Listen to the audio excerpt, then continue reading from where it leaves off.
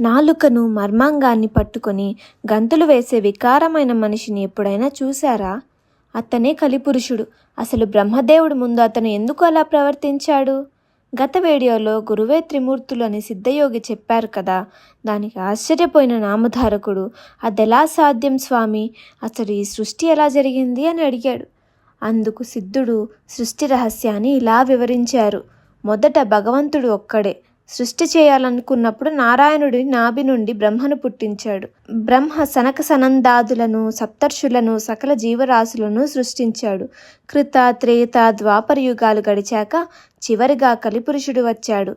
కానీ అతను వచ్చిన తీరు చాలా భయంకరం. ధర్మం అంటే కోపం, గొడవలంటే ఇష్టం ఉన్న కలిపురుషుడు తన ఎడమ చేత్తో మర్మాంగాన్ని, కుడి చేత్తో నాలుకను పట్టుకుని గంతులు వేసుకుంటూ వచ్చాడు.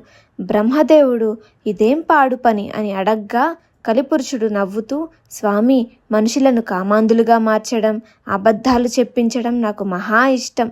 అందుకే కామానికి కేంద్రమైన మర్మాంగాన్ని, అబద్ధానికి కేంద్రమైన నాలుకను పట్టుకున్నాను అని చెప్పాడు. అమ్మో, కలియుగంలో మనుషులు ఇంత పతనమైపోతారా? మరి ఇలాంటి కలి ప్రభావం నుండి మనల్ని కాపాడేది ఎవరు?